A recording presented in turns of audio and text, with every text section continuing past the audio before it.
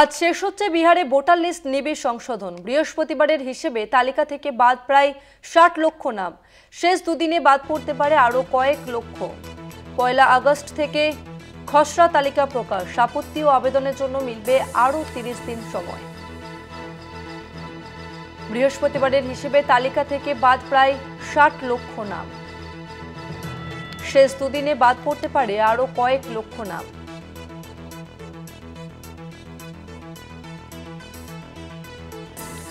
1 August খসড়া তালিকা প্রকাশ ও আপত্তি। আজ শেষ হচ্ছে বিহারে ভোটার লিস্ট নিবিড় সংশোধন। বৃহস্পতিবারের হিসেবে তালিকা থেকে বাদ প্রায় 60 লক্ষ নাম। শেষ দুদিনে বাদ পড়তে পারে আরো কয়েক লক্ষ। 1 আগস্ট খসড়া তালিকা প্রকাশ। আপত্তি ও আবেদনের জন্য মিলবে আরো 30 দিন সময়।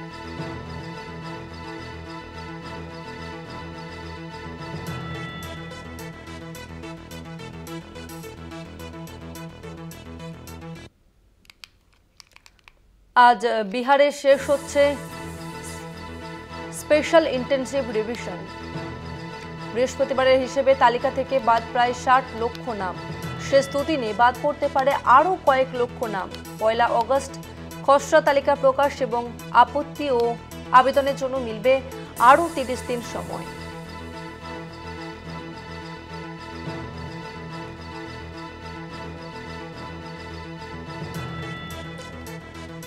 আরো একবার জানিয়ে রাখবো, আজ শেষ হচ্ছে বিহারে ভোটার লিস্ট নিবিড় সংশোধন।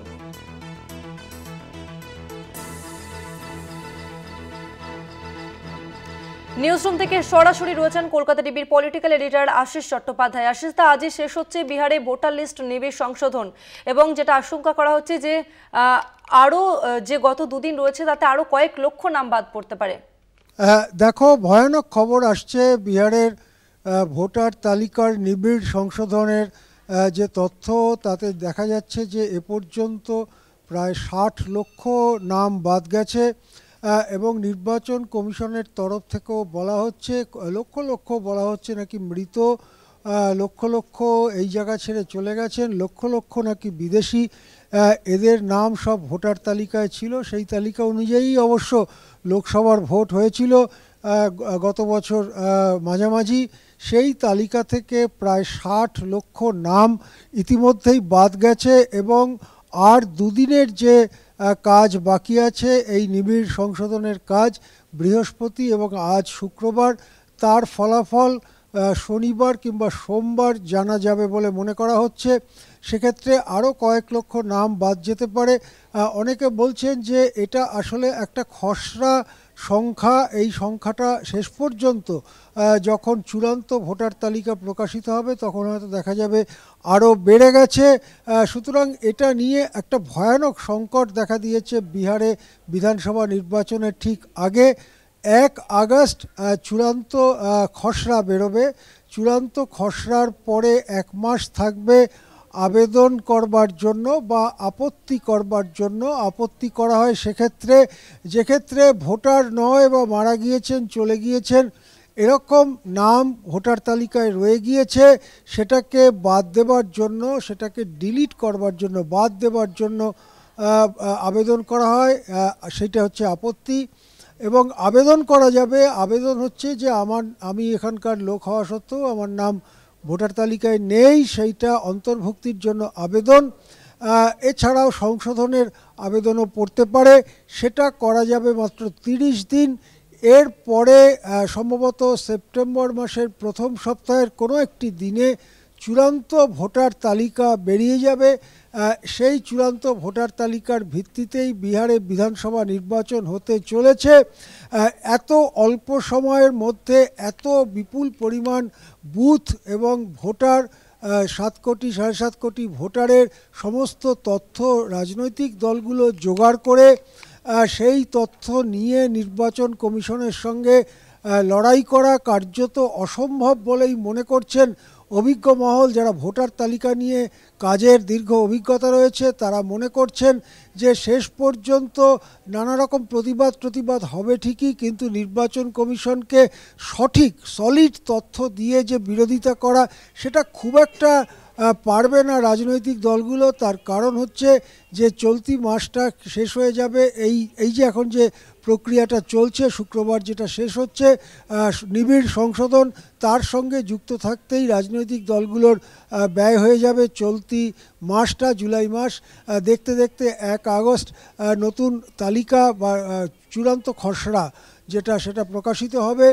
তারপরে মাত্র 30 দিনের মধ্যে সমস্ত বুথ দেখে, তার ভোটারদের দেখে, বুথে বুথে খুব ভালো সংগঠন না থাকলে যেটা অনেকটা অসম্ভবই, সেক্ষেত্রে আপত্তি এবং আবেদন জানানো কার্যত অসম্ভব সব বুথের ক্ষেত্রে।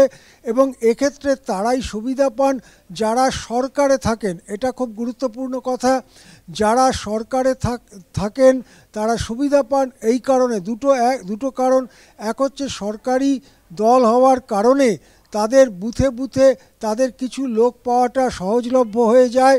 দ্বিতীয়ত, ঠিক স্পষ্ট এবং প্রকাশ্য পথে না হলেও তারা সরকারি ডেটা সেটাও তারা খুব চটজলদি হাতে পেয়ে যান এবং হয়তো দুদিন আগেই পেয়ে যাবেন, অন্যদের থেকে দুদিন আগেই পেয়ে যাবেন। তৃতীয়ত, সরকারি দল হবার জন্য অনেক বেশি টাকা পয়সা খরচা করে কর্মচারী রেখে সেই কাজ তারা করতে পারবেন। সেই দিক থেকে সরকারি দল সবসময় একটা অ্যাডভান্টেজে থাকে, যে অ্যাডভান্টেজ এবারে পাবে ওখানে বিজেপি, নীতিশ কুমারের জেডিইউ বা লোক জনশক্তি পার্টির মতো দল যারা সরকারে রয়েছে তারা পাবে। অন্যদিকে বিরোধী যে মহাগঠবন্ধন, যাতে রয়েছে লালু প্রসাদ যাদব, তেজস্বী যাদবের রাষ্ট্রীয় জনতা দল, কংগ্রেস এবং বাম দলগুলি, তারা এই সুযোগ পাবে না। কোনো জায়গায় তাদের যেখানে সংগঠন শক্তিশালী সেখানে বুথ ভিত্তিক একটা স্ক্রুটিনি করে তারা খানিকটা উদ্যোগ নিতে পারে, কিন্তু মাত্র 30 দিনের মধ্যে এত বিশাল একটা রাজ্যের সমস্ত বুথে শেষ প্রান্ত পর্যন্ত গিয়ে সেখানে কার নাম উঠলো আর কার নাম উঠলো না, এটা বিরোধী দলগুলোর পক্ষে স্ক্রুটিনি করে সেই সংক্রান্ত সলিড আপত্তি বা আবেদন নির্বাচন কমিশনের কাছে জমা দেওয়া কার্যত অসম্ভব বলে মনে করছেন অভিজ্ঞরা। সেক্ষেত্রে কিন্তু একটা বড় সংকট গণতন্ত্রের জন্য ঘনিয়ে আসছে, এমনই মনে করেন নির্বাচনে অভিজ্ঞ মহলের অনেকেই। ধন্যবাদ আপনাকে আশিস দা।